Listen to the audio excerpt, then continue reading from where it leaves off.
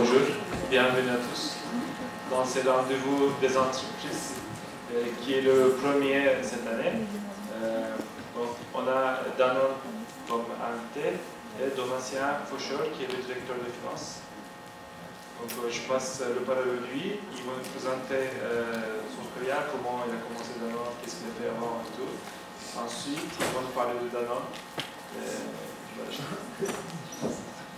Bonjour.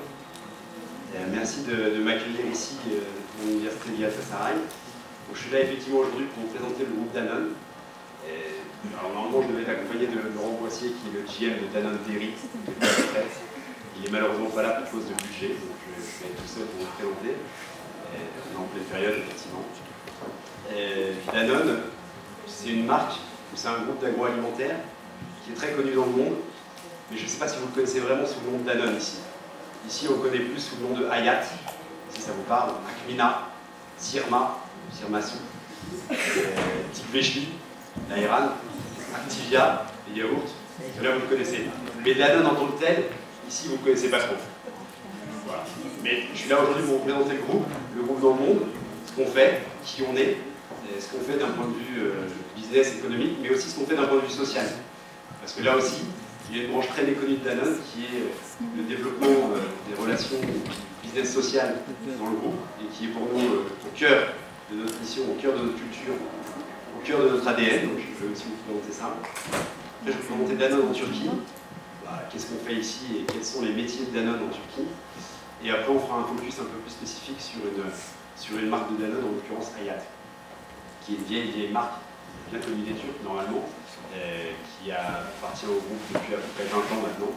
Et voilà, on parlera de ça. Mais je vais commencer par me présenter moi-même. Moi, j'ai 34 ans. C'est une photo un peu bizarre, mais j'ai 34 ans. Ça fait 11 ans que je travaille, et donc pratiquement 6 ans chez Danone. Et j'ai commencé ma carrière en tant qu'auditeur financier chez KPMG, donc un métier de chiffres. J'ai continué chez Universal Music Vivendi, qui est un groupe français. Universal Music, je pense que vous connaissez, mais Vivendi peut-être moins.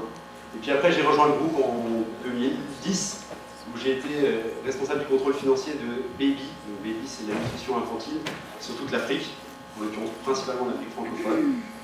Puis après, je suis revenu à Paris, où j'ai travaillé au siège de Danone à Paris, sur une division entière en tant que contrôleur financier de la division O, qui fait à peu près 4 milliards d'euros de chiffre d'affaires. Et puis maintenant, depuis 2 ans, je suis en Turquie où en fait, j'ai eu à charge d'intégrer Sirma. Sirma, je pense que vous connaissez Sirma, qui est une eau locale qu'on a rachetée il y a maintenant presque 3 ans et qu'il a fallu intégrer dans le groupe. Et donc, une rencontre de 2 mondes, une entreprise turco-turque avec un groupe international Danone. Et c'est ce dont je m'occupe aujourd'hui principalement. Le groupe Danone, c'est un groupe qui n'est pas très vieux. C'est un groupe qui a à peine 40 ans. Et c'est un groupe qui est né de la rencontre de 2 hommes. Daniel Carazo, qui est un Espagnol qui a fondé Danone, et Antoine Ribou, qui avait à l'époque une société qui s'appelait BSN, qui faisait des pots en verre. Puis ces 2 hommes se sont rencontrés en 72 et ont décidé de se marier pour mettre à la fois dans les pots en verre le contenu dans le contenant. Mais pour parler de Danone, je vais laisser l'ancien CEO de Danone vous le présenter, parce que ça parlera mieux et ça vous donnera un peu un aperçu de l'histoire du groupe.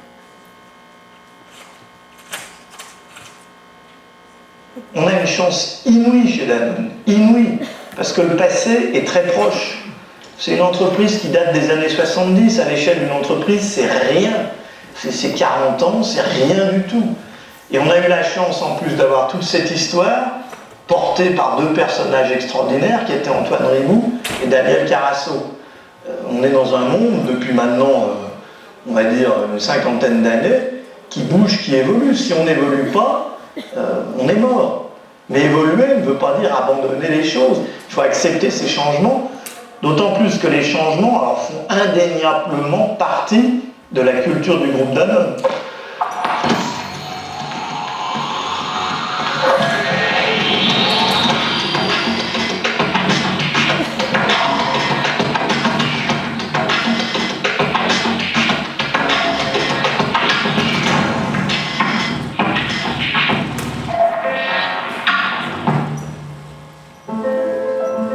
L'aventure du groupe Danone débute par une rencontre, celle de Daniel Carasso et Antoine Riboud, deux visionnaires qui rêvaient de créer une marque française aux ambitions internationales.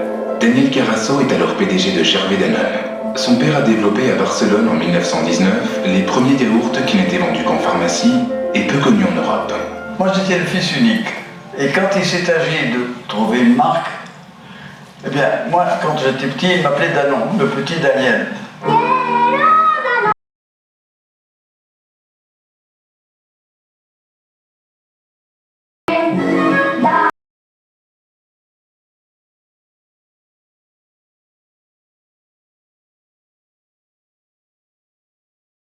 En France en 1929, la renommée et la qualité est lorsqu'il croise en 1972 Antoine Riboud, celui-ci est alors scène, société de contenants de verre et également de verre plat pour le bâtiment et l'automobile. Antoine Riboud lorsqu'il lance une OPA sur une société grosse. La compagnie de Saint-Gobain